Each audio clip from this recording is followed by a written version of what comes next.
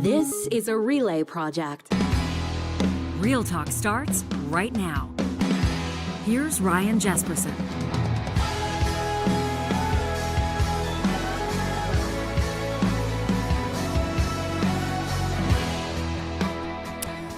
It's a Giving Tuesday edition of Real Talk. Jesperson here with Hicks. Glad you're here with us. Johnny, I'm wearing my Giving Tuesday sweatshirt today. This is my Park Power sweatshirt, and we talk a lot about Park Power and how they donate a portion of their profits to nonprofits. And it's one of the many reasons why we're proud to do business with them. And so I thought it was fitting. And today, I know it's a day where a lot of people are going to be thinking about where you allocate your charitable dollars or how you can participate, as they say on Giving Tuesday, in acts of radical generosity. And so we wanted to plant that seed right out of the gates today. Our feature coming up in partnership with the Royal Alexandra Hospital Foundation, a recap of a recent roundtable that we had and a call to action around their Bridge Healing campaign. I'm going to be looking to our live chat today, powered by Park Power, to see what Real Talkers are up to with your acts of radical generosity. How's Giving Tuesday landing in your home? Kind of a positive launch to this episode, and of course, we're always curious to hear how you're contributing to your community, to nonprofits, maybe to groups that are very prominent. You know, the Royal Alexandra Hospital Foundation looking to raise $10 million for that Bridge Healing campaign as an example, but maybe it's something quiet that you're doing in your neighborhood. Maybe it's something for somebody you know. Maybe it's something out of the spotlight or something that may come across, relatively speaking, as a little bit more modest, but still something that will land with great impact. I guess what we're doing is almost a carryover of positive reflections like we do every Monday with our friends from Kuby Renewable Energy, but just looking for the good news stories, the positive stories. Let us know what you're doing for Giving Tuesday. You can always send us an email anytime to talk@ryanjesperson.com. So the Prime Minister has shuffled his cabinet. There's a lot happening in federal politics. There's the kind of the ripple effect from the United Conservative Party's AGM. We got into that in our most recent episode on December 1st with Erica Barudis and Supriya Dwivedi.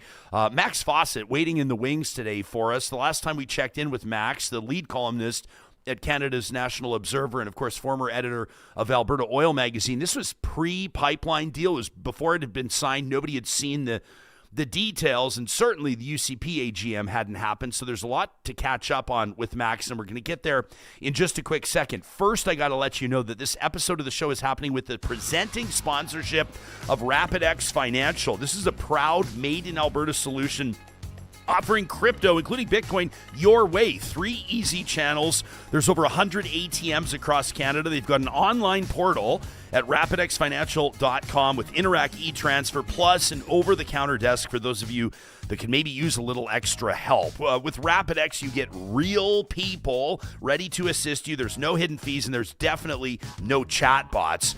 So whether you're starting from 0 sats or growing your Bitcoin journey, RapidX makes it fast and easy and secure. And right now, first-time users are going to get 50% off with the exclusive coupon code RYAN50, RYAN50, all one word, on that online portal. So don't wait. It's a limited time offer. Your chance to start crypto your way. You can visit rapidxfinancial.com. Use RYAN50 at checkout. RapidX Financial. Online, RYAN50 the code at rapidxfinancial.com. As we welcome back to the program, the lead columnist at Canada's National Observer, joining us from his palatial mansion down in Calgary. It's Max Fawcett, looking very comfortable in the fleece today. Johnny and I both dressed down in casual for Giving Tuesday. There's something in the air today, I think, Max. We got you on mute. We got to get this figured out so we can hear you. I want to make sure I can hear your voice and all your hot takes on everything today. Try again. Are we good? Are we good now? Loud and clear, pal. There we go. Excellent. Happy Giving Tuesday. Yeah, happy Giving Tuesday to you as well. My wife is very happy that I'm wearing this fleece here. So why is that? Just looks nice. It's new clothing. It's not the same T-shirt and pair of jeans I've been wearing since my child was born. Buddy, you've got it all figured out. If your wife thinks that you're dressing up and looking nice by throwing on a fleece vest, you've got everything all figured out. Hey, is there I want to give, we're going to talk about kind of like the Giving Tuesday angle. It's not a Giving Tuesday themed episode, but I do want to make sure it's on people's radar. Is there a charity or an initiative or a fundraiser or something top of mind for you that you want to shout out today? We always have this conversation now at Christmas. We try to involve our little one in what we would like to give to and where we want to direct some generosity. And my vote is always with ARCS, the Alberta Animal Rescue charity. I just have a giant soft spot for animals and feel like anything that can be done to help not just animals find homes, but help people find animals to bring into their homes is a super worthwhile cause. I love that. I'm looking at that right now. AARCS, ARCS Animal Rescue. Very cool. Johnny, I didn't even, do you have one like top of mind right now? Is there a charity like front of mind for you on Giving Tuesday that you're thinking of? No, I mean, I always think of the Stollery this time of year, but yeah, that's probably who I'll give to this year. And this year I'm going to give more because our friend Marshall McAllister let me know that only in Alberta we have the highest payback with your taxes. 75% of the first $200 you give at Christmas time, any time of the year, any charitable donation for the year you get back. So that's pretty cool. I was blown away by that. Here, show my screen for a sec. So this is if you go to our YouTube channel. Max, I had no idea about this. There's an Alberta Advantage to giving. If you subscribe to our YouTube channel, which is obviously free, everybody, you scroll down, you see the full episodes there. You'll see the shorts that Johnny puts together, and then here's the highlights. You can check it out. This Alberta's Charitable Giving Advantage. Donated dollars go further in Alberta. And Marshall McAllister from North Road Investment Council laid it out. I had no idea that donated dollars go furthest in Alberta, further than anywhere else in Canada. Yeah, and you can split it up. If you have a spouse, you can both give $200 separately and both get 75% of that back. So. Yeah. Explorer Hollis in our live chat says, we just adopted a dog from the Humane Society. Says today I'll no doubt be giving a boy heck for chewing the remote. Hollis, we just had all of our baseboards redone in our house. And Max, you know how this story goes. Like the contractor just finished, and there's something really tight. If you're into like really neat and tidy, clean angles, there's something about brand new baseboards that's just very satisfying. And we looked over the other day, and our beloved Puppy Elvis has already made his mark on the most prominent corner in the entire house. The new baseboards are now, you might say, well worn. Well, it's irresistible for them. I think if anyone could invent baseboards that were unchewable, they would be a billionaire in no time. Yeah, I think aluminum baseboards might be what we're looking for here. Hey, let's get to the news cycle. So we knew or suspected, of course, with Stephen Guilbeault's resignation that there'd be some sort of a cabinet shuffle with Prime Minister Mark Carney, and that's exactly what happened after our most recent episode went out on December 1st, bringing a Trudeau-era minister into cabinet. Mark Miller had not been in cabinet previously, now new as a minister of Canadian identity and culture. Joelle Lightbound, public works and procurement minister. And then you've also got Julie DeBruzen, who's, a minister of environment and climate change, has now added parks and nature to her file. Of course, this following the resignation of Stephen Guilbeault, and this is where I want to lead with you. This is your file. This is your wheelhouse, Guilbeault leaving, essentially, and you tell me if you think I'm oversimplifying this, but as part of the agreement with Alberta, this memorandum of understanding around the pipeline, Ottawa suspending a proposed federal oil and gas emissions cap. You've talked about this on the show before, plus removing Alberta's requirements under the clean electricity regulations. Both of those were introduced while Stephen Guilbeault was environment minister. Now he's gone. No surprise, but still, your thoughts? I mean, I think Guilbeault knew that he was not in the inner circle of this prime minister. I mean, yes, he was the Quebec lieutenant, but I think that speaks more to his standing in the province than his relationship with Prime Minister Mark Carney. And I think it was clear that his view of what good climate policy looks like is fundamentally different than the prime minister's. And so probably was looking for a way out at some point. We've heard that, or certainly I've heard that there's a much bigger cabinet shuffle coming in a few weeks, maybe a few months, when Carney is able to sort of situate all of the business leaders that apparently he is trying to encourage to run, whether it's in Chrystia Freeland's seat, in Melanie Joly's seat, if she gets appointed to, some ambassadorship somewhere. He is trying to bring his own people in, and I don't think Guilbeault is one of those people. I found the arguments he made a little bit precious. This is a guy who was part of a government that bought and built a pipeline that saw pretty significant expansions of the oil and gas industry and productions. Sorry, folks who want to argue otherwise, but it's the truth. And so for him to suddenly get religion about the climate policies of this Liberal government, I don't know. It doesn't ring particularly clearly to me, but he gets to leave, on his own terms. He gets to leave sort of claiming he's abiding by his principles, and how that positions him down the road remains to be seen. Apparently, he's happy to stay in caucus, which is interesting. So he's not going to, walk over to the Greens or the NDP. I would bet very heavily that he is not done with politics, but maybe this is a path to something in provincial politics, or some other arena. Let's put it that way. Guilbeault is certainly not fully out of our lives just yet. But you have sort of taken, well, I don't know if I say taken issue, I'll let you use your own words on this, but essentially suggesting that the national reporting or the framing of this pipeline deal, this energy deal between Alberta and Ottawa is not necessarily Carney walking back or surrendering or dropping Trudeau-era climate measures in this deal with Alberta.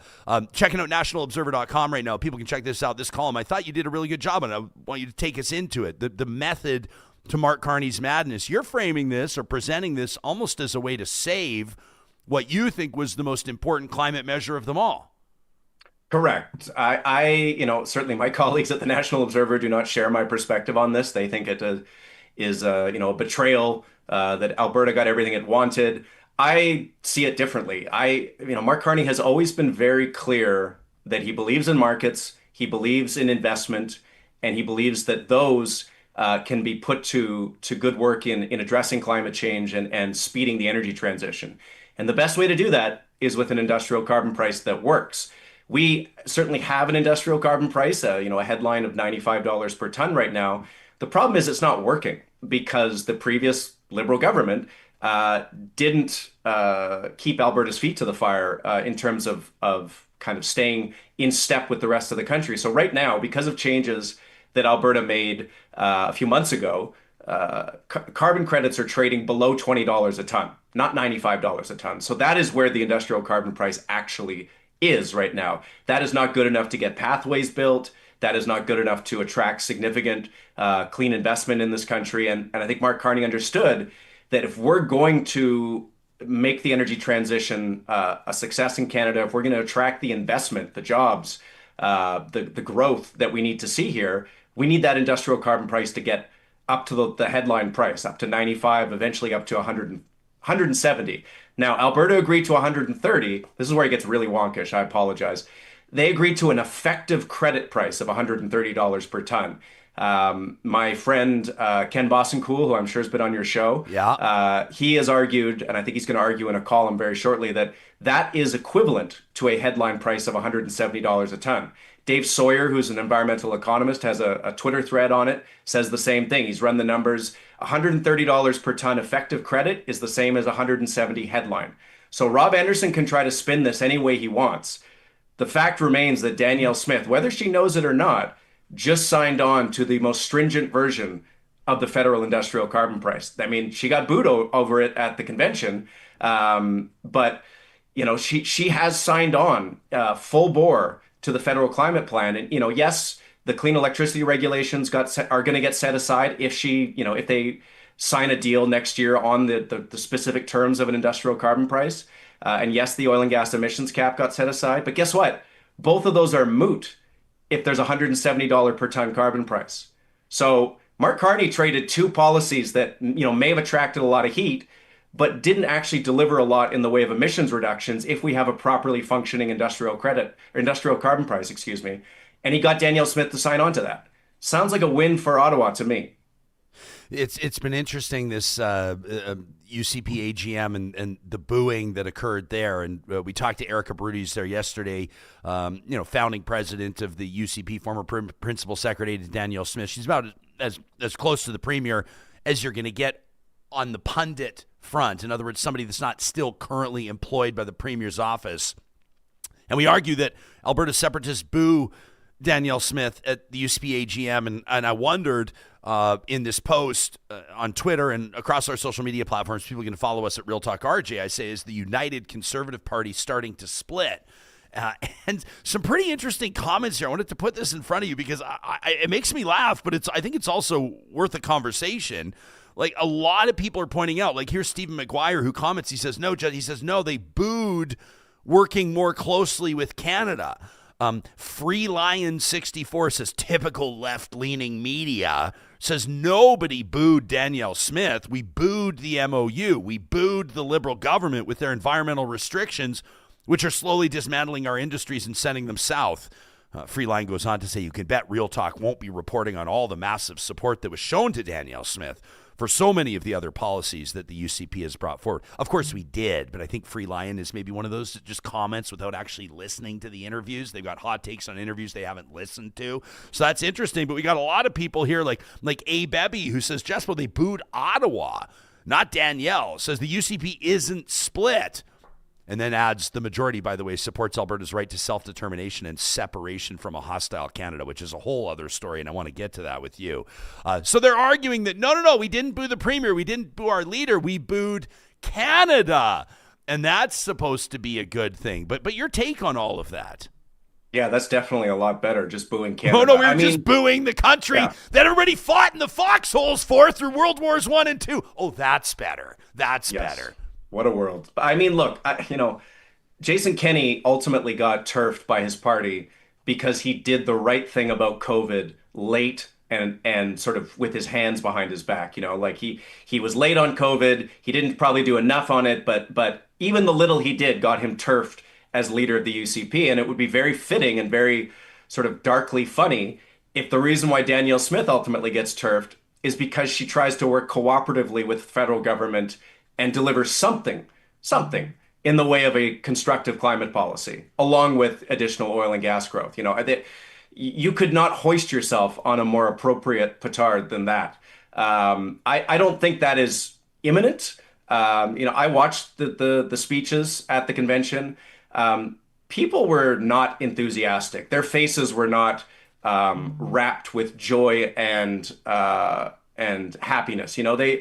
They were sort of like a child being told something about, when bedtime was happening, and they had to kind of take it, but they weren't happy about it. Put your toys away. Fine, I guess. And I don't know how long the separatists in her midst are going to tolerate her working quasi-constructively with Ottawa. I could see her doing an end run around that, or certainly at least trying to get in front of it by calling an election. Right? If she doesn't want to have to spend the next, year and a half, 2 years fighting within her own party the way she saw Jason Kenney do, she may just go to the polls in the spring. She has these, up to 14 now, recalls. She has, I'm sure we'll get into it, the MHCare scandal. She has, this sort of burgeoning frustration within her own party for trying to work with Canada. And maybe she just, pulls the pin on the whole thing to try to cut it short. If I was the NDP, I would be frantically preparing right now for a spring election. What do you think most benefits Premier about calling an early election now? Is it just to get ahead of, if you see something like you start to slide in the polls, or you're forecasting or anticipating something particularly damaging is coming up, you want to get ahead of it and earn that new mandate, so to speak. Give yourself another 4 years of runway. Is that what you're thinking in this case? Yeah, it was interesting that the MOU announcement came on the same day as the fiscal update for the province of Alberta. It's almost like they timed it that way. And the fiscal update showed that the deficit is continuing to grow. Ironically, I think it would be $5 billion larger if it wasn't for TMX. So TMX has already, in this calendar year alone, saved at the Alberta Treasury upwards of $5 billion. So, you're welcome. I think she can look down the road and see where oil prices are supposed to be heading in 2026 and 2027. Goldman Sachs came out the other day with, and it is a downside forecast, but it's a downside forecast of $35 a barrel in 2027.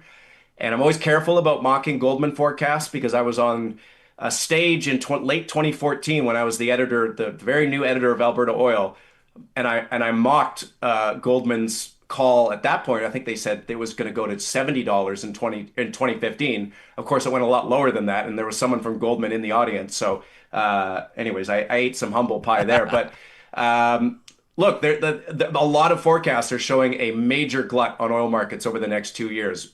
If we get to $50 a barrel, even Alberta's going to be looking at a $10 to $15 billion deficit. That's not a good environment to go to the polls. And Danielle Smith knows that. She saw what happened to Jim Prentice in 2015. I think she might try to get ahead of all that bad fiscal news and the oil price, blowing out the deficit, and have the sort of upside of also wrapping up these recall campaigns in the process. Okay, so you say if you're the NDP, what did you say? You'd be scrambling, you'd be frantically. What was the word that you used? I want to ask you about that in a second. Wow. Yeah, frantic. Nominate your candidates, raise your money, get ready, get everything in place, because frantic. You need to be election ready yesterday.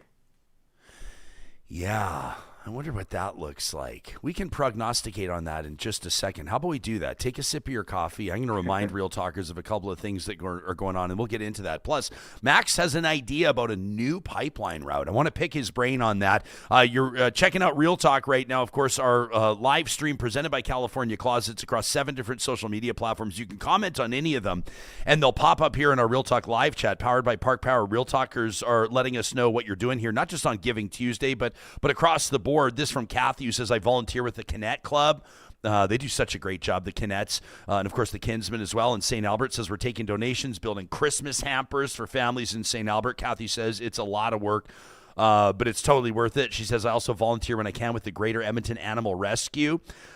Ken is supporting SCARS, Second Chance Animal Rescue. That's where we got our Elvis from, Ken. So way to go, buddy. Says donates to them monthly. Idris also donating to SCARS. How great is that? Says Idris is also a past president of the Mile Zero Dance Society in Ritchie. Says they'll be getting contributions today. Erica's household is giving to Santa's Anonymous through the holidays, the Stollery, the rest of the year. Aaron says, is it the Loseca Foundation? L-O-S-E-C-A, Loseca Foundation. Says my late aunt and uncle were co-founders. It's a great organization. Ms. KD recommending Parachutes for Pets, a great animal charity down in Calgary. Says, it's almost like, basically, they do great work like providing food for people that are in a tough spot, helping them keep their pets fed as well. What a great organization there. And then we got recommendations on how to save your baseboards from your pets too. People have all kinds of suggestions here in the live chat. It's Giving Tuesday. And this is also a great time for us to let you know that registration is now officially open for the Real Talk Pond Hockey Classic. This is coming up Saturday, the 31st of January at Larry Olexiuk Field in St. Albert. This is one of the best days of the year. It's absolutely bonkers. We have so much fun out there and raise money for a great cause, including kids sport and uncle and aunts at large. Go to ryanjesperson.com, click on events, and then pond hockey, and that'll take you right to the registration page, ryanjesperson.com, events, pond hockey. It says click here to register as a team, a volunteer, or a sponsor, and that's going to take you to the Canadian Progress Club's website. We're so proud to partner with them with our annual Pond Hockey Classic. Canadian Progress Club has raised we're coming up this year, we'll hit it, $1.5 million through this Pond Hockey Classic. Absolutely incredible. And this year's edition is going to be the best one yet. We've got room for 24 teams. You can have up to 6 players on your team. It's an absolute blast. It's $600 to register your team. Plus, we have one VIP package, one VIP registration. It's $2,500 for the tournament. That includes your registration for up to 6 players at the tournament, 6 tickets to the Edmonton Oilers Minnesota Wild game that night, plus transportation for all 6 of your team members on the Golden Bus. It's going to pick you up at Central Social Hall with us. We're going to pack that bus. It's going to be an absolute blast. And, of course, it's all inclusive. You can count on a Real Talk studio party as well after the game, friends. There's one VIP package only. Regular registration, $600 a team, with all the proceeds going to charities, including Uncles and Aunts at Large and Kids Sport. Register for the Real Talk Pond Hockey Classic. That's Saturday, January 31st. But if you register before the 31st of December, you'll qualify for our early bird prize. That's 6 tickets as well to that Oilers-Minnesota game, plus on the Golden Bus. You can wait to win the early bird, or you can register for that VIP package. Either way, Pond Hockey Classic during the day, Oilers game at night, Golden Bus transport the whole way through. It's going to be a whole lot of fun. Johnny was mentioning Marshall McAllister's wonderful advice on Giving Tuesday and donated dollars, how they go further in Alberta. You can check out that highlight on our YouTube channel, or just make sure you check out the episode where Marshall joined us. It was a really, really great insight on some of the things I had no idea about. That was our November 26th episode. Marshall and his team are over at North Road Investment Council, offering a steady hand and a studied voice to guide you through wealth and investing. You can connect with them today at northroadic.com, helping business owners, families make the best calls, best decisions, not just for their businesses, but for their family's wealth management and their own retirement security as well. Again, that's northroadic.com. Real Talk's charity of choice, not just on Giving Tuesday, but every day through the year, is UCAN Youth Services. Find them online today at ucan.ca. If you're an employer that's looking through this employment crunch in particular for reliable entry-level employees, motivated entry-level employees, consider a partnership with UCAN Youth Services. They work with big groups like IKEA and Tim Hortons. They work with a ton of construction companies, roadworks companies, and they can find a fit for you as well. These are young people that have maybe, been on basically a path toward harm's way, that are being redirected through opportunities onto a path of economic independence. You can make Christmas brighter for these young people that are entering the workforce by stuffing a stocking today at ucan.ca. Give the gift of confidence this Christmas. Stuff a stocking at ucan.ca. And our friends at Friesen Brothers, proud to support local food banks across the province of Alberta, giving back to the communities they serve every Christmas, including on this Giving Tuesday. Friesen Brothers makes it easy to give back and support your local food bank by either purchasing a food bank bag in store or making a $20 donation at the till. By making a donation at the till, it allows the food bank to access items they need the most, and that includes the so-called perishables, the fresh food essentials, plus other key items for the community. Friesen Brothers is proud to stand with every community they serve on Giving Tuesday and through the year, making a real difference together. You can learn more about Friesen Brothers at friesen.com. That's FRESON.com. More comments here on our live chat, powered by Park Power, and what folks are doing here through Giving Tuesday, and absolutely love this. Keep those comments coming. We'll get to more of these through the show. We're joined by Max Fawcett right now, lead columnist at Canada's National Observer. Max, you're talking about a new pipeline route. It's been interesting to see BC's Premier David Eby say, listen, we're not going to support this idea around, people are calling it Northern Gateway. I don't know if you're referring it to it. That was a previous project, obviously struck down by the courts, but the idea of that new bitumen pipeline to the Northwest Coast. Eby says, you won't have our support. You're not going to have the support of coastal First Nations. They're loudly proclaiming that, but they're talking about expanding TMX again, another 40% expansion of TMX. Are you talking about an entirely different route than that? So I want to caveat this with the fact that I believe pretty firmly that there is not a viable business case for an additional pipeline beyond the planned expansion of TMX, which includes dredging Burrard Inlet in Vancouver so that more tankers, bigger tankers can go in there, and the increase to Enbridge's main line. If you add all those incremental increases up, I think it's almost 1 million barrels per day. It is very hard to find a forecast, in fact, I don't think you can, that shows Alberta's oil and gas production growing more than 1 million barrels out to 2035. I think the Alberta Energy Regulator has it at, I want to say 400,000 barrels.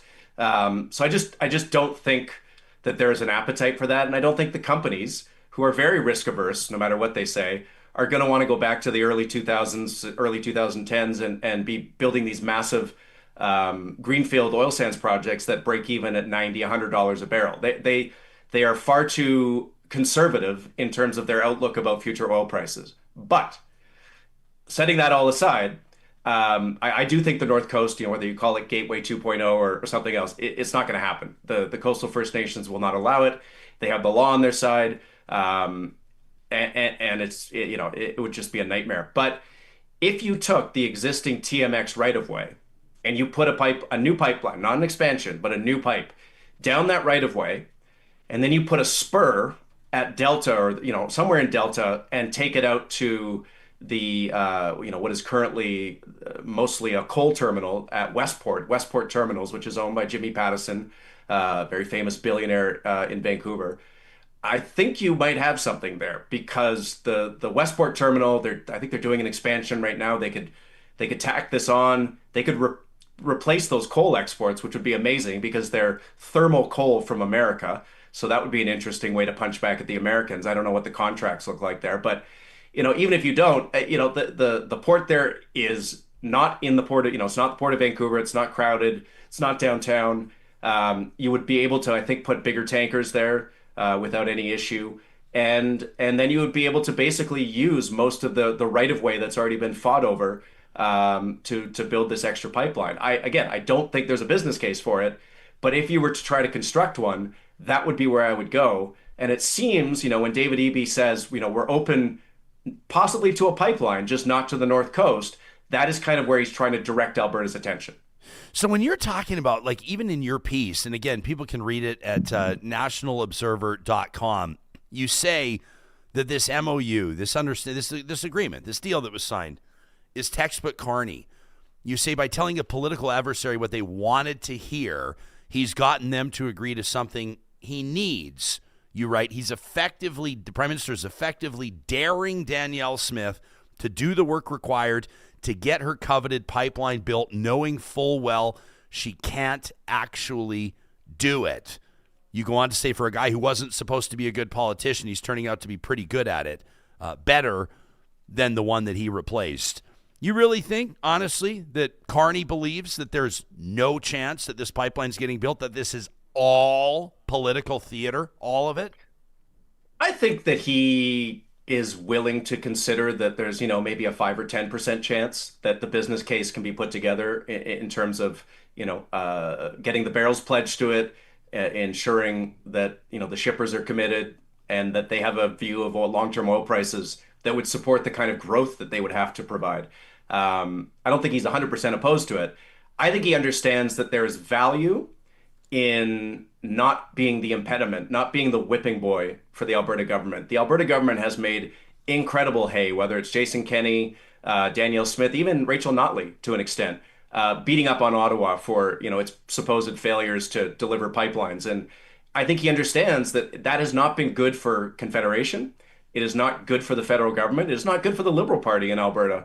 And he is going to not serve as Alberta's sort of voluntary whipping boy. He'll say, look, if you can clear all of these incredibly difficult hurdles, which you have shown no capacity for clearing in the past, then we'll put a stamp on it. For sure we will. But I don't think he thinks that there is a high probability that an additional oil pipeline to the North Coast is going to be built. And I don't think there's anything particularly wrong with him thinking that.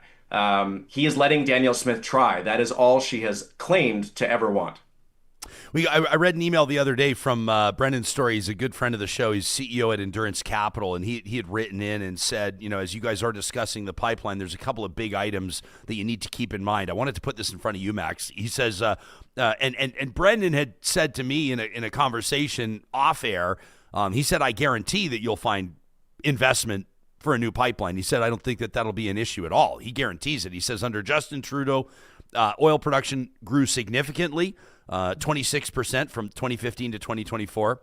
He says the IEA, the International Energy Agency, projects a growing requirement for oil until 2050.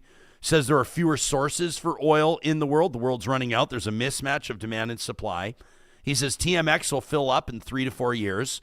And he says, and even with TMX expanded, Enbridge Mainline expanded, Canada needs more egress for oil to satisfy world demand. Brennan says, in short, the world needs our product and we are in an energy transition and they're not mutually exclusive. What do you think about his argument? I think it's terrible, and I'll unpack it for him right now. Okay. So he is putting all of his weight on the IEA's current policy scenario. I wrote a whole column about why you should not put any weight into that scenario. This is the scenario that the Trump administration basically insisted that the IEA put back in because it favors fossil fuels. It was one that was taken out because it had gotten renewables and particularly solar so wrong so many times. The assumptions in the current policy scenario are that basically all the improvements we've been making over the last decade in energy efficiency, in fuel efficiency, those stop. And the massive growth that we've seen in electric vehicle adoption in China, in India, in Pakistan, in the rest of the world, that stops. It all basically just flatlines. So the percentage of EVs in these developing markets will stay where it is today. That is a wildly pessimistic assumption. I don't know any credible energy forecaster who is actually making that assumption, but the IEA had to reverse engineer it to get it into their annual outlook to satisfy the Trump administration so they could keep the funding they get from the American government. I would look at the other two scenarios in the same IEA report, specifically the current policy scenario. That is sort of the actual status quo projection. That one says that oil demand rolls over in the early 2030s. That would be the baseline that I would be setting for this stuff. So yeah, there is a possible situation where oil demand could grow out to 2050, but it is a low probability scenario.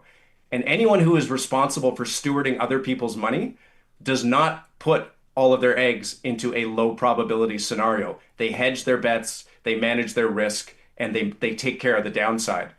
Anyone who is betting heavily on the current policy scenario is not hedging their bets properly. And that includes the Alberta government. And that is not a good thing for Albertans. Yeah, there's an interesting comment here in our live chat powered by Park Power. Just catch up on some of these comments. Tommy Temper's watching, says Carney's pro anything that makes carbon credits. Jillian says, I'd like to see the pipeline succeed if it meets the conditions and if it's economically viable. But there was an interesting comment here. I think it was from Super Chat Ken. Who was it that basically said, Ken says, yeah, I have no doubt that one or more proponents, he has it in quotes, proponents will sign on, but only if the Alberta government mitigates risk with subsidies. So prepare for a Danielle Smith sales pitch using taxpayer funds. Can you see something like that? There was some talk, there was some musing about the Alberta government essentially underwriting, I don't know if that's the right word to use, but essentially underwriting the potential of any spill in like the Teckett Strait or wherever else it might be.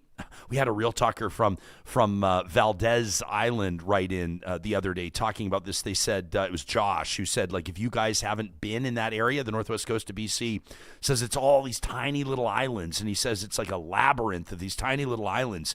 Says it's some of Canada's most beautiful coastline. Says if you haven't seen it, you can't understand what it would be like to run tankers through there. He was also making a compelling point. He doesn't think that the argument that American tankers are currently running that same route is a valid one. He says they're not coming through those islands. He says they're on the wide open freeway. They're bypassing all of that. Anyway, it was an impassioned email. I appreciated it. But there's been some talk of the Alberta government underwriting a potential spill there. What do you think about all that and Alberta's, let's call it exposure on that sort of a thing? I mean, I actually wrote a column about that. I think I was the one that socialized that idea, that if they were serious about getting a pipeline built to the North Coast, that is the offer that they would make, that they would cover any costs associated with an oil spill up front without sort of legal maneuvering and all the rest of it, because they would have the confidence that they claim they have in the ability of the industry, of the pipeline companies, of the shipping companies to avoid these major incidents. I think a lot of the consternation about Hecate Strait is overdone simply because I don't think they would move the tankers through there. There was a very good piece in The Hub by Felice Chin where she sort of debunked both Andrew Scheer's argument about, oh, there's American tankers, so it's no problem, and Elizabeth May's argument that we couldn't possibly do it because of Hecate Strait. And her point was they wouldn't move the tankers to Asia through Hecate Strait. That's south. They would just go due west. They would go over the north coast of Haida Gwaii and then on to China, India, wherever. And so, I am not I'm not a person who believes it's impossible for this to be done safely. I'm a person who believes that it is politically impossible.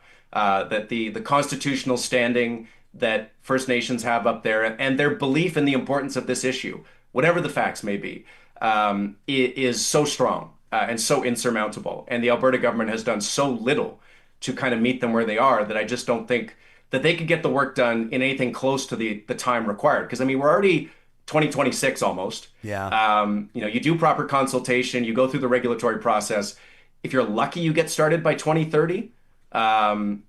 When is that pipeline in service? And all of a sudden now we're running into peak demand, possibly declining oil prices. And oh, by the way, you have to amortize that oil pipeline for 25, 30 years. And oh, by the way, if it's underutilized, that actually deteriorates the economics of all the other pipelines that we have and the companies who have to ship through them. So, there are all sorts of risks here that the build baby build folks don't seem to want to take seriously.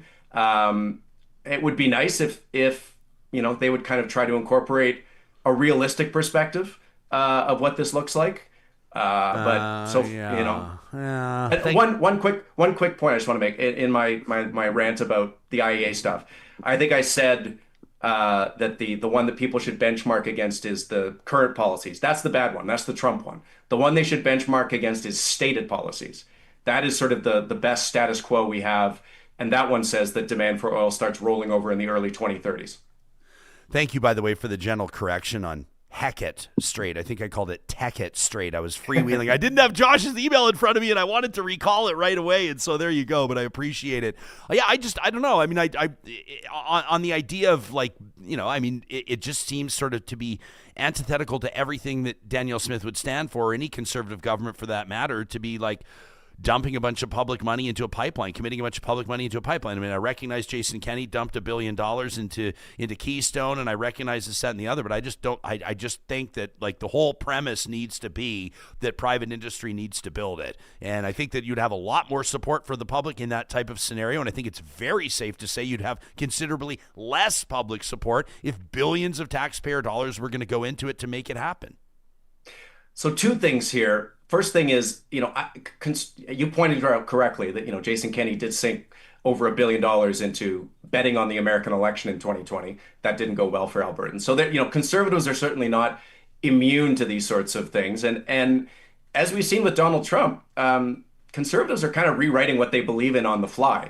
Donald Trump is running what in a lot of respects is a socialist government. He's taking direct stakes in companies. He is implemented basically a national sales tax, which is the tariffs. So I'm not sure that there is as much downside for betraying your previous beliefs or sort of straying from the ideological mean as there used to be. And I think that's especially true in Alberta when it comes to supporting the oil and gas industry.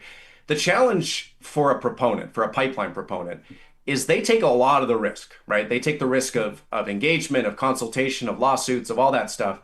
Their upside is capped because they're a regulated industry. So there's only so much that you can charge as a pipeline. We're seeing that with TMX right now. They can't charge the whole cost overrun to shippers because then shippers wouldn't use their line. It would be too expensive. And so taxpayers are having to eat some of that cost overage. The good news is taxpayers more than make up for it in the increased royalties and corporate taxes. But that doesn't work for a private sector proponent because they don't get to collect corporate taxes. So I think you would see or could see like an Alberta Crown Corporation set up to underwrite the risk of cost overruns on a new pipeline. The thing is, that's not where the biggest sort of blockade is, the biggest barrier is. The biggest barrier is, can you get companies to fill that pipeline? Can you get them to pledge an additional 1 million barrels per day of production when they know what it will cost them to produce it? It won't be $30 a barrel. It won't be $40 a barrel. It'll probably be closer to $70 a barrel. And do they have confidence that the long-term price of oil is going to be above $70 per barrel? I don't think they do. And if they do, I think that's really risky for their investors. Alberta Girl is wondering, says if AIMCO already owns a large percentage of the Coastal GasLink and there's a ton of room in the row, says, or it looks like it anyway from Construction Pick, says, is there a scenario with a group of pipeline companies that could build this in a hurry. Is it you're given these timelines and you're saying, it's 2025 and then, almost 2026 and then you look consultation, this, that, and the other, 2030 and then construction starts and then whatever. But isn't the whole idea of the major projects office, isn't the whole idea of this like nation building type idea, like aren't they supposed to be fast tracking everything? Isn't there kind of the concept of this stuff? I'm not going to say starts right now. That's not realistic, but isn't the whole plan that we're going to get rid of that? This is the old way of thinking that it takes forever to actually not get something built in Canada. Isn't that tide supposed to be turning? It is on sort of federal regulations, things that the federal government can control. I mean, you saw this with, and here I'm going to butcher pronunciation, Silasins, I think, the new LNG facility. The federal government just rubber stamped the BC approval rather than doing their own regulatory assessment. So that is speeding things up. The problem is you can't speed up Indigenous consultation, right? You can't speed run consultation with dozens of different First Nations. And if you do, the courts will kick that back to you. Guaranteed. They have made that abundantly clear. And there is nothing that the federal government can do to speed run that. They can't throw the notwithstanding clause on it because Section 35 is not covered by the notwithstanding clause. You cannot be perceived to be giving First Nations the bum's rush on this stuff. And that is a mistake that the oil and gas industry in Alberta has made time and time again with BC. And I don't have a lot of confidence that they would not make that mistake again here, given, again, the sense of urgency, the sense of, the clock is ticking. So it's kind of this unsquarable circle when it comes to the North Coast. And I'm sure there are some folks who are going to piss and moan about that. But if you want to talk about how ethical our oil and gas is, part of it is that we treat our First Nations properly and we give them the respect that they are legally due. Sorry. Idris says AIMCO, Alberta Investment Management Corp, might be the de-risking opportunity for Alberta's government. Others are agreeing with what he says. Jill says Premier won't use taxpayer funds. She'll use teacher pensions and your Alberta pension to bet on oil without a real plan. Denise says we could have the best production process for extracting Alberta oil, but the product itself is a problem for greenhouse gases when used. Corradetti Motorsports says it's hypocritical of the UCP's pro-pipeline stance, like it's okay to put a bunch of tanker traffic in pristine areas, but putting wind and solar down in southern Alberta, no, that will ruin the view. Mark Doran says we're already exposed far too much oil when it comes to liability. He says if we're going to take on liability, we need to socialize the entire industry, including profits, not just the downside. That from Mark. Gilles says the UCP is making it so pension holders can't sue AIMCO for losses. That's scary for pension holders. It means the UCP essentially intends to use money for political reasons. Cliff says, who's surprised that Elizabeth May came out and said she regrets supporting the federal budget? Whiterium says oil prices have been in free fall since 2022, not stopping. Christine says Max is bang on. This deal will never result in a new pipeline. Idris goes on to say the economic decay of other pipeline assets is deeply understated. Goramut says what they're setting up with AIMCO is absolutely telling on what the UCP plans to do with an Alberta pension plan when they steal it. A lot of takes on this in our live chat, powered by Park Power. Anything in particularly jump out at you? Good takes. I particularly appreciate hearing from Mark Dorn, and I think he touches on, a very important aspect of this. If you are a coastal First Nation, you're a First Nation, and the Alberta, in BC, I should say, and the Alberta government is asking you to trust it. Trust that we will manage this responsibly. Trust that we will take care of your interests. Trust that we will not leave a mess behind in your community. Why on earth would you trust them when they haven't done the same in their own communities? These municipalities across the country have hundreds of millions of dollars in taxes that have not been paid, left behind by deadbeat companies, billions of dollars in unreclaimed environmental liabilities with no real plan of how to clean them up. Sorry, you want us to trust you when you haven't taken care of your own backyard? I think as a basic condition of even having discussions, if I was a First Nation, I would say, address your issue with unreclaimed liabilities, address your problem with tailings ponds that are piling up in the backyard of Indigenous communities there, and then we'll talk. We're hanging out with Max Fawcett, lead columnist at Canada's National Observer. I want to do some quick hits with you before we say goodbye. On the other side of this break, I want to touch on this MHCare story. Everybody would probably know it more as the Alberta healthcare procurement scandal, or the alleged scandal, the procurement story. We'll get into that. The Globe and Mail doubling, tripling, quadrupling down on this over the weekend with team investigative reporting on that. I want to get your take on that, Max. Plus, Michael Cooper, Conservative MP out of St. Albert, hammering away at the Prime Minister around his interest in Brookfield. Sean Fraser, Justice Minister, essentially calling Cooper a conspiracy theorist. But I want to ask you if you think if there's smoke, there's fire. Is Carney vulnerable on the conflict of interest stuff? Plus, Bill 9 in Quebec banning prayer in public. It's like Bill 21 plus. Max, your thoughts on that to come. We're hanging out with Max in our feature interview presented by our friends at Mercedes-Benz Edmonton West. Park Power, of course, powering our live chat every single day. But on this Giving Tuesday, I want to remind you one of the biggest reasons why we're so proud to power with Park Power. I mean, yeah, sure, you're going to save money. You're going to get the same or better service, and you're going to pay less. Yeah, sure, of course. If you call them, you're going to talk to a human on the phone. Yeah, that's pretty good too. But get this, they donate a portion of their profits to nonprofits across the province of Alberta. And when you sign up at parkpower.ca, you actually go to a drop-down menu and you choose which nonprofit you would like to see benefit from your business. How cool is that? Parkpower.ca is your friendly local utilities provider. In particular, if you go to parkpower.ca/realtalk, you'll see some exclusive promo codes. When you bundle your internet, electricity, and natural gas with Park Power, you can save up to $150 in your first month. That's a pretty solid Christmas gift right there, friends. Save $150 your very first month when you bundle electricity, natural gas, and internet at parkpower.ca/Real Talk. Our friends at the Edmonton Chamber of Commerce presenting Chamber Ball 2026. I can't wait to host it. This is the black tie business event of the year. That's coming up January 24th. Presented by Alberta Blue Cross. It's an exquisite 5-course dining experience with premium bar service, live entertainment, and of course dancing. Your chance to connect with Edmonton's business leaders, celebrate outstanding community achievements, and be part of a tradition that has defined business excellence since 1889. The Edmonton Chamber of Commerce is older than Alberta. How cool is that? You can get your tickets today for Chamber Ball 2026 by visiting edmontonchamber.com.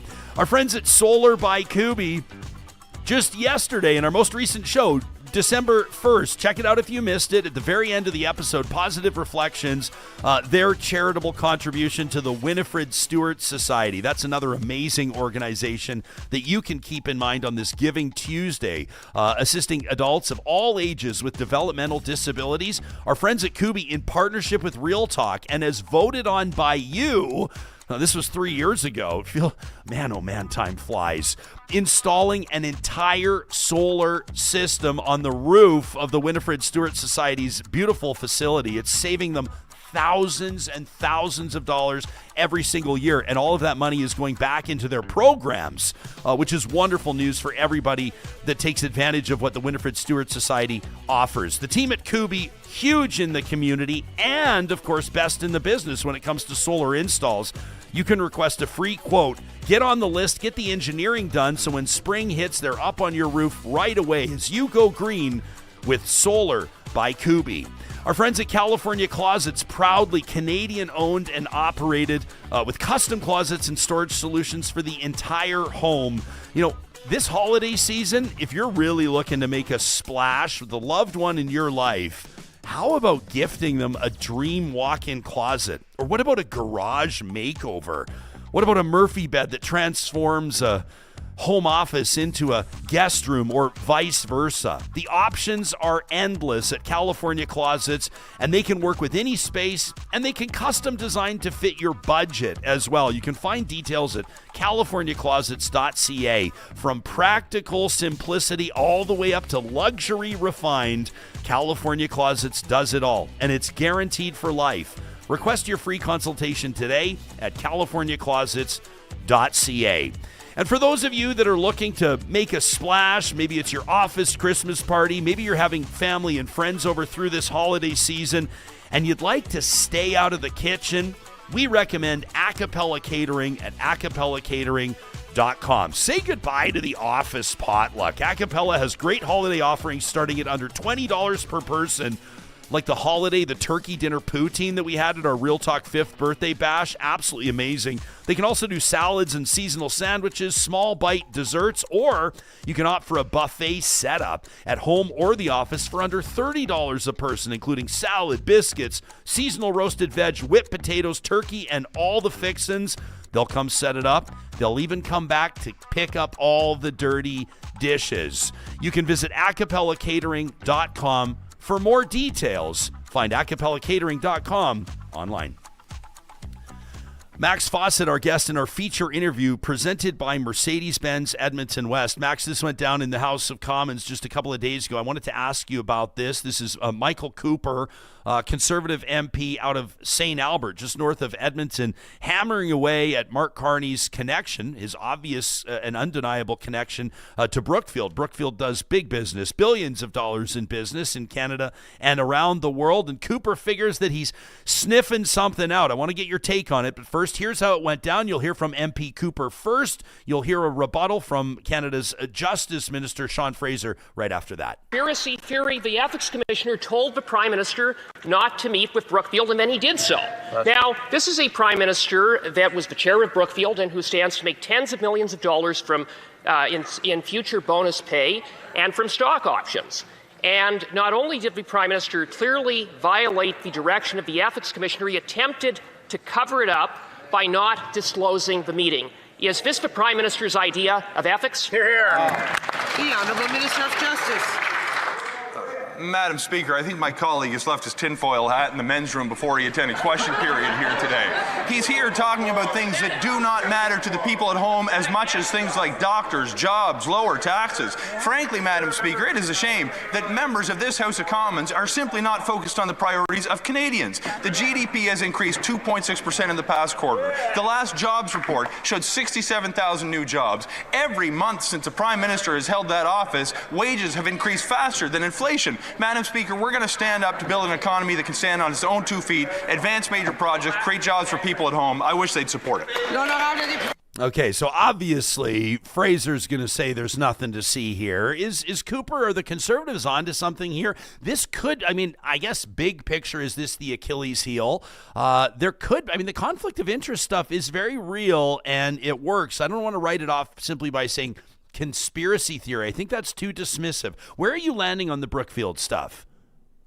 My view on political corruption, allegations of political corruption, is that it has to pass an extraordinarily high bar to become politically relevant. And maybe we'll get into this in a second. I don't see it here. I think Conservatives are welcome to dig in and keep talking about this. They tried to litigate this in the last election. I don't think it went particularly well for them. I just wish they would try to think about what their theory actually is here. So Mark Carney holds a bunch of vested options in Brookfield stock, and he's doing what to pump the stock up? Brookfield is an international company. Most of its investments are international.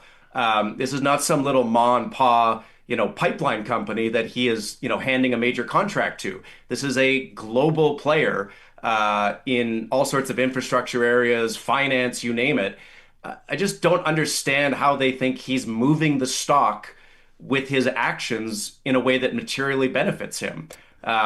They're welcome to lay that case out. I suspect it would make them look even more tinfoil laden than they do. But I just don't think this is a politically profitable avenue of inquiry for them. But again, they are welcome to continue with it.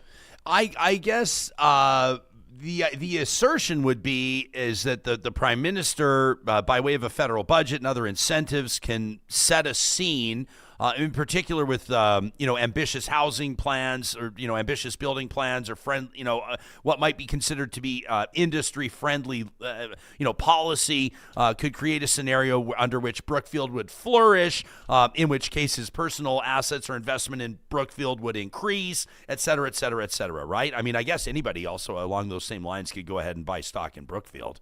Yeah, they're welcome to argue against a Canadian company being successful. Let's see how that goes for them. Yeah. climate policies, energy transition policies, maybe that would financially benefit Brookfield's investments? That you're shaking your head. You got no time for it. No, just like they gotta connect the dots. There's nothing in the federal budget. There's nothing in any of these federal decisions that he's made that specifically benefits Brookfield. It benefits sort of the broader industry that wants to build things. It benefits a lot of large companies. It benefits Canada's banks. If conservatives want to sort of become anti-corporate politicians, then they are welcome to go down that road. Again, let's see how it goes for them. But this idea that Carney is somehow carving out a path for Brookfield here.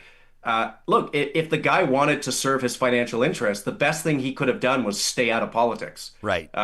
He has cost himself more in terms of his earning potential by becoming prime minister than anything he could do as prime minister, with respect to Brookfield. So best of luck to you folks, but I just don't think this is going to pass muster. Okay. I welcome emails. I mean, I see Matt Fashions in our live chat saying that, says Michael Cooper is one of the most effective, one of Canada's most effective MPs in committee. Says, he asked questions which expose the grift, the corruption, the insanity of Liberal government spending.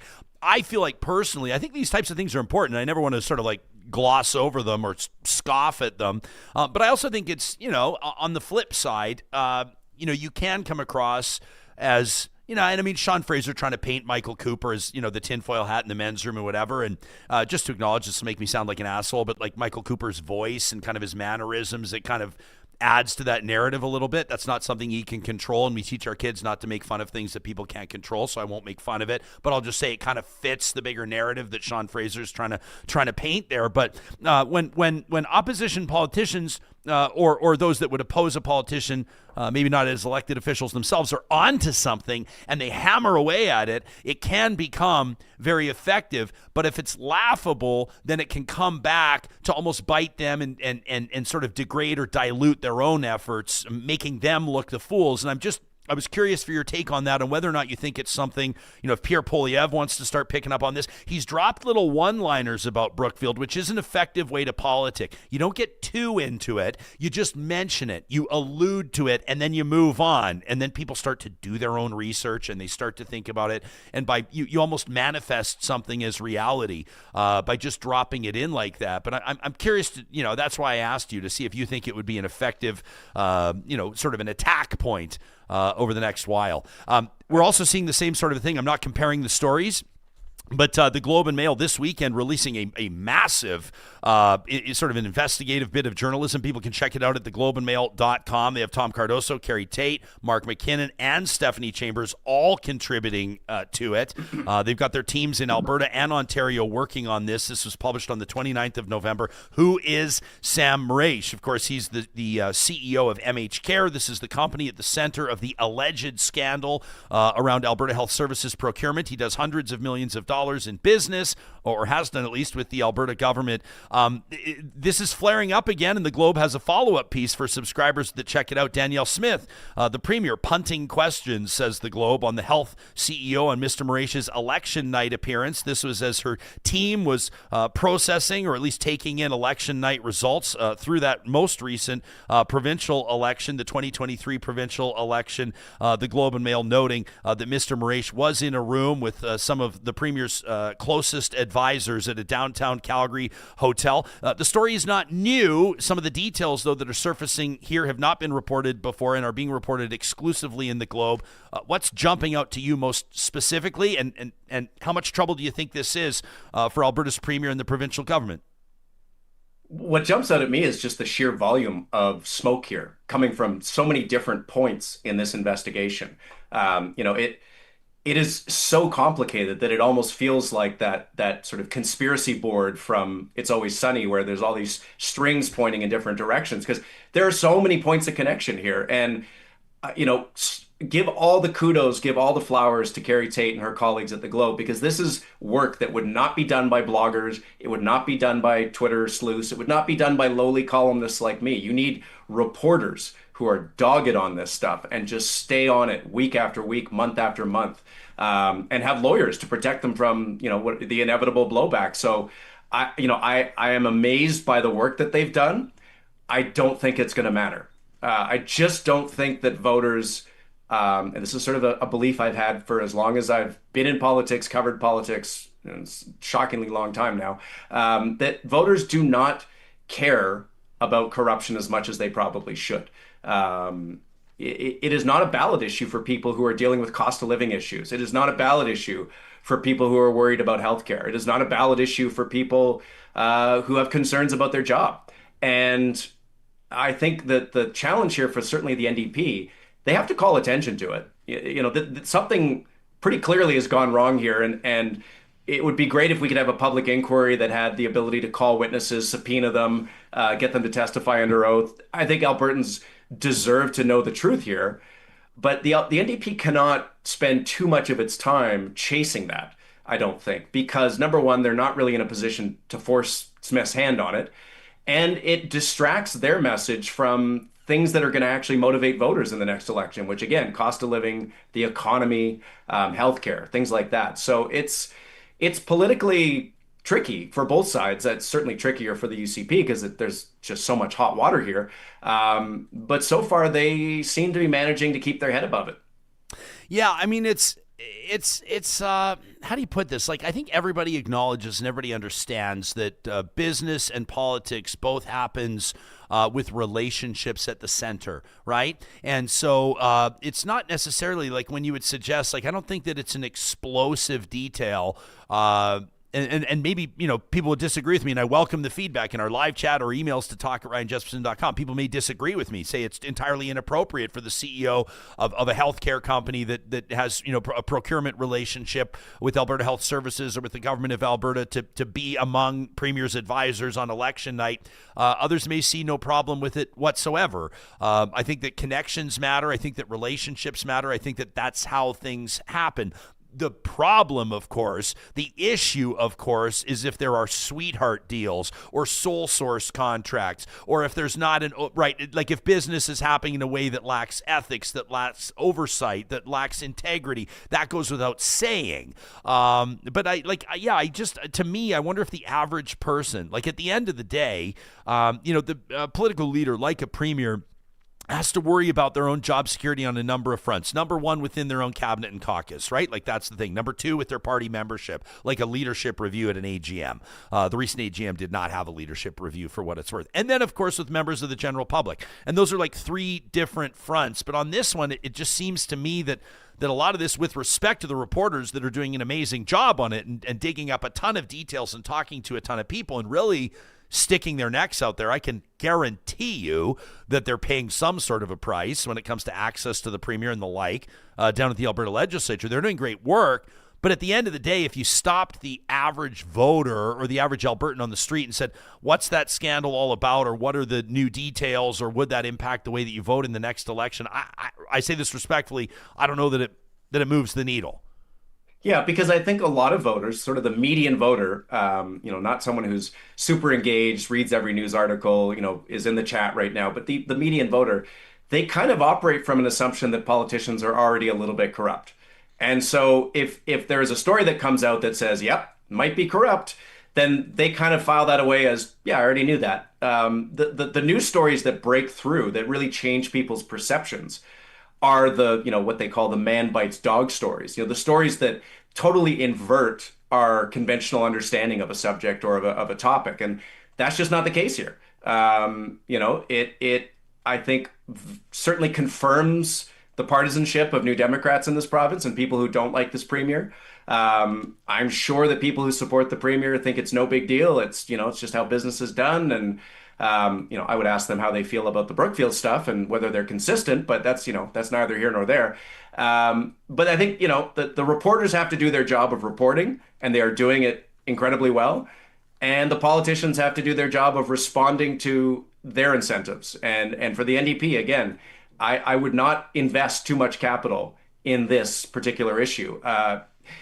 Circling back to Pierre Poilievre and the Conservatives, the same thing. I wouldn't invest too much of your capital in stuff about Brookfield when the vast majority of the public, even if they thought Carney was kind of tilting the table in favor of Brookfield would say, well, that's okay. It's a Canadian company and he's a politician. Why wouldn't he do that? Focus on the things that actually matter to people right now. Cost of living, top among them. If you want to be taken seriously as a leader of the opposition, whether it's in Alberta or in Ottawa, you have to engage seriously with the serious issues that people actually care about. Max Fawcett has been our guest today in our feature interview presented by Mercedes-Benz Edmonton West. Before we go, I want to ask you about this story out of Quebec. Actually, sidebar, this is hilarious. You know Bill O'Reilly, like the Bill O'Reilly from No Spin News? I can't believe I did this. I turned down an interview with Bill O'Reilly yesterday. His team at No Spin News reached out. This is the most random. If people go to RyanJesperson.com and click on Connect, you can go to Book Ryan, and people do this if they want me to like host their galas, host their events. We get a notification. This request comes in from Bill O'Reilly's producers yesterday, and they're like, "Would you like to come on No Spin News and talk about Quebec secularism law and banning?" And I was like, respectfully, I was like, this is incredible. I'm happy to forge this. I knew you'd love to hear this. I'm like, I would love to be on with Bill, and I would love to have Bill on Real Talk. And I have no idea how they found me, and this is absolutely amazing. But I was like, you can find better voices on this than me. I'm like, I have no business going on Bill O'Reilly's new show and talking about Quebec and Bill 9. But I did want to pick your brain on this. It's actually bonkers. This is my perspective on this as a Westerner and as a white guy. But everybody knows about Bill 21, which has banned, essentially, correct me if I'm wrong on any of this, but like public servants. So if like you work in a hospital, if you're a teacher or what have you, a member of certain faith group, if you're Jewish or Muslim, or I would imagine, of course, Sikh, or like there's many different things. You can't wear hijabs, you can't wear turbans, they say you can't wear crucifixes. I don't know if they're actually enforcing that. I really doubt that. Yarmulkes, like the whole 9 yards. It's been a remarkable story. The Supreme Court's involved, yada, yada. People know that. Bill 9, late last week, though, kind of doubles down on this as Quebec expands its secularism law, now banning prayer in public and also banning exclusive restaurant offerings, things like kosher or halal. I mean, this is my Alberta take. I'm curious to get yours as well. I had to ask you about this. I'll go to the audience after this in our live chat, but I just think it's nuts. But then again, Quebec kind of marches to the beat of a different drum. Where are you at on Bill 9 in Quebec? Yeah, I'm with you. I think it's bananas. It's a Hail Mary by the CAQ government there that is headed to the polls and looks like it's going to get a drubbing. And I think they're basically trying to play the racism card here to get people back on their side. I mean, it's so obvious that this bill targets mostly Muslims. I mean, let's be clear, Muslims and Sikhs, in terms of not being able to wear the hijab at daycare, not being able to have kosher food or halal food. It also targets Jewish people, let's be clear, because it says, no kippas, it's just so offensive to what we believe in Canada and as Canadians. And it was offensive the first time around. I've written in the past about what a cop-out it was for the federal government, for Justin Trudeau, not to bring the thunder down on Quebec over this issue. But of course, federal politicians are terrified of upsetting Quebec voters, and so they let them get away with this. It is so contrary to the spirit of this country. My son is not in daycare anymore, but if he was, I would want him to have people who work there who wear hijabs and kippas, so that he would ask me questions. Why is that? What do they believe? How is it different? Yes. And then he can learn about other people that he shares the world with. And Quebec has this very narrow, very intolerant approach to it. And it's weird for me because, I'm an atheist. I love secularism. The part in here about getting rid of religious school funding tickles me a little bit. But the juice is not worth the squeeze. The whole package is just way too far offside and way too targeted at a specific group. That's Max Fawcett, lead columnist at Canada's National Observer, in our feature interview presented by Mercedes-Benz Edmonton West. You can read Max's Max, this is your newest column, right? I didn't miss one. The Method to Mark Carney's Madness. Yeah, I really enjoyed it, by the way. Of course, we reach out to you to get you on the show whenever we can. NationalObserver.com. Thanks for doing this, buddy. Always a pleasure. Okay, we'll talk to you again soon. For those of you like Dwayne in the live chat right now, where's your comment, Dwayne? Everybody's chiming in. This is great. Dwayne says a former UCP MLA, and Dwayne, you're right, of course, a former UCP cabinet minister, Pete Guthrie, says he knows that the corrupt care scandal is serious. I'll let you know we have what I think is going to be a hell of an episode coming up in our next episode. That'll be the 3rd of December. That's a Wednesday. Alberta's health minister, Adriana LaGrange, will join us out of the gates, and Pete Guthrie and probably Scott Sinclair, who was also kicked out of the UCP. That's the MLA out of Lesser Slave Lake. They will also be joining us, we believe, in studio. So we'll have back-to-back Jacks there, health minister Adriana LaGrange, and then Pete Guthrie and most likely Scott Sinclair. I never like to get ahead of this, Johnny. You know how this goes. I never like to announce things before they're 100% confirmed, but it sounds like Guthrie and Sinclair will join us in studio. So we're going to have I think that's going to be a show. I guarantee that's going to be a show you won't want to miss. And also in the following show, Dave Berta, our good buddy, Dave Cornwallier, is going to join us in studio as he reveals his results from his annual Best of Alberta Politics survey. There's 2 things I wait all year for, and that's Christmas and Dave Berta's list. You know how that goes. Yeah, I think that's going to be a good one. I want to get to some more comments on what Real Talkers are supporting this Giving Tuesday. Plus, we want to share something. This is a tradition, of course, every single week. Why don't we do this now, as a matter of fact? Every Tuesday, courtesy of our friends at the Royal Alexandra Hospital Foundation, we present, as we celebrate, as we mark 125 years of the Royal Alexandra Hospital, the stories of lives absolutely transformed. In many circumstances, it's lives that have been saved at the Royal Alexandra. And this week, we're going to do it a little bit different. We've been talking to you about the echoes of the Alex. These are the stories that have resonated through that century and a quarter. But because of a recent Real Talk roundtable, we presented this on the 28th of November. That was a Friday, a lengthy and very powerful conversation about the impact of the Royal Alexandra's partnership with Jasper Place Wellness Center. It's called Bridge Healing, and it's helping bridge the gap between hospital services, in particular the emergency room, and the unhoused population. There's that sort of revolving door that happens in ERs, in particular in inner city hospitals, but Bridge Healing is endeavoring to change that. And on this Giving Tuesday, we're encouraging you to support the Bridge Healing program. So Johnny's put together a highlight. This is a summary, essentially, of some of the more powerful moments of that Real Talk roundtable. Again, you can check out our podcast archive or our YouTube channel for the full November 28th episode. But right now, you're going to hear from ER Dr. Louis Francis Cuddy, Taylor Soroka, who's co-founder of the Jasper Place Wellness Center. They're the ones that are delivering this program, Housing First. Housing is healthcare. You're also going to hear from Glenda Sartori. She lost her son, Steve, and bravely joined us just 13 months later to talk about it. And Lindsay Robertson, who's vice president at the Royal Alexandra Hospital Foundation, on a special Giving Tuesday edition of Echoes of the Alex. Since Here it is. COVID, the number of patients that we see that are homeless has doubled. Those are the ones that we see in emergency. But there's tens of thousands of others in Edmonton that are couch surfing or precariously housed. And unfortunately, with the weather right now, there's men and women out there that are developing frostbite as we speak. Doctors and nurses and social workers are going through great moral distress. There's nothing worse than seeing a patient in emergency, doing the best you can to help them, and then turning them right back onto the street again. And then not being surprised when they show up a couple of hours later by an ambulance all over again. There's a simple solution, and that's Bridge Healing. We're not inventing the wheel here. It's housing with wraparound supports, healthcare aids. People aren't paying rent. We're just getting them out of the emergency department, and then we're sorting out the problems from there. Our family was in the waiting room at the Royal Alec Hospital when Dr. Lou was treating Steve on one admission. He has had countless admissions to the hospital. And this is such a stressful time of the year for those on the street, but also their families.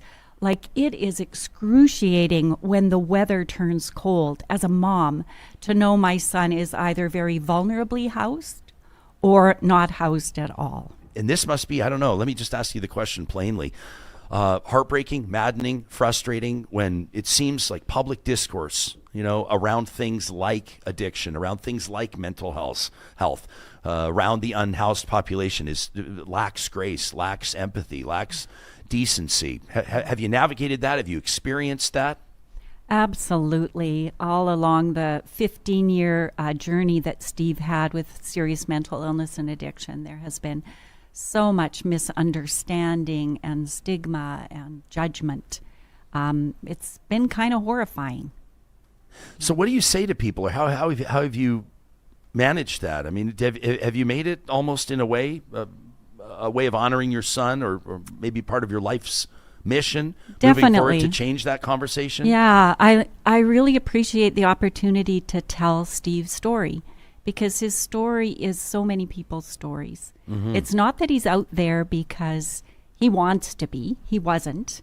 It's not because he was out there because nobody loved him or cared about him, because he had a huge, loving, caring family. And I would love for there have to been a Bridge Healing in our neighborhood. Every person has a unique story, and it might be a brain injury. It might be mental illness. No one is showing up without that unique story behind them and that humanity behind them. And that's what we're trying to do. Meet them as humans, give them some rest, let them lock their door, eat some food, shower. And then we're going to goal plan. Who are you and who do you want to be? But every single person shows up human, just like you and I. What's most innovative about Bridge Healing specifically is the direct referral from emergency department to housing. So when we have vacancy in our program, we let the 5 emergency departments in Edmonton know. And upon letting them know, we're usually getting a phone call immediately for someone to transfer into this space. And there's 2 barriers to access. Do you have a safe place to go right now? And do you want to be part of a housing program? And if the 2 answers to that are yes, you're coming over to Bridge Healing, you're meeting with my team, and we're moving forward in life together. It's working. There's been over 440 patients go through these buildings so far. There's been a 40% reduction for those patients in returning to ERs. So those are those statistics. 40% is major. Major. Do you think it can be higher? Absolutely, but we need more spaces. As Taylor said, the minute these spaces clear out, they are refilled. We all need our ERs. And if we can't walk in there and have care because there are lineups of 30, sometimes 40 patients a day who are houseless and technically don't really need to be in the ER, but they have nowhere else to go, that's a problem. And that's a problem we need to solve. But the vision is ending this crisis we're in. People will enter into homelessness. If we can build a system that supports them to immediately exit homelessness, which we can do, that's the vision, Ryan, is that you and I have neighbors that have housing and can access housing within their chosen community that they can afford. And that's actually something we can do with mental health supports, with healthcare supports. It's not unfeasible. This organization recognizes that housing is healthcare and that their hospital is being inundated with people who need to be housed. So the right thing to do to support all Albertans is to house these individuals. And I cannot give enough credit to the Royal Alex Hospital Foundation, their leadership and their board to understand that if we give people housing as healthcare and we understand that, our whole community will change. Powerful stuff from Dr. Louis Franciscuti, Taylor Soroka, Glenda Sartori, and Lindsay Robertson. I love this comment in our live chat from Lorne, who says, those that live in the castle must lower the drawbridge so that others can pass over the moat. That's beautiful, Lorne. On this Giving Tuesday, we want to remind you that the echoes of the Alex have abounded for 125 years, and we're looking ahead to the next 125. And that includes raising support for Bridge Healing. You can check out royalalex.org for more on the human way forward, because healing starts with a home. Check out royalalex.org/Bridge Healing to consider a gift today to show your support for the Royal Alexandra Hospital, Jasper Place Wellness Center, and the Bridge Healing Program. There are a million reasons to get behind this, including, of course, cutting down on ER wait times, lowering the stress and the strain that's been felt by healthcare professionals, but most importantly, providing a home, supports for those fellow members of our society, our fellow human beings that are experiencing homelessness, living with untreated mental illness, experiencing food insecurity, and the like. Bridge Healing addresses it all, and you can help support that Bridge Healing program today, again at royalalex.org. On this Giving Tuesday, we encourage you to do something that allows you to participate in an act of radical generosity. And I know that this is against what many of you would normally do, because you do it in quiet, you do it privately, but we want to hear about it. Tell us what you're doing today on Giving Tuesday in an email to talk@ryanjesperson.com. We'll share some more of them through the week. Maybe it'll be a positive reflection next Monday. Big show coming up in 22 hours. We'll see you then.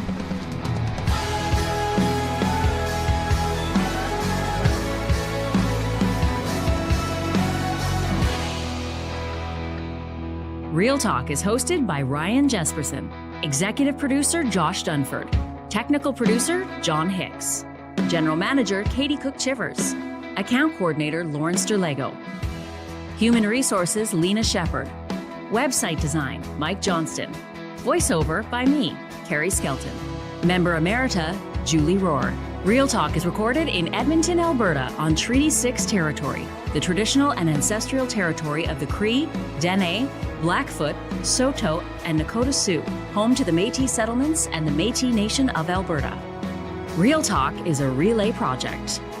For more, check out ryanjesperson.com.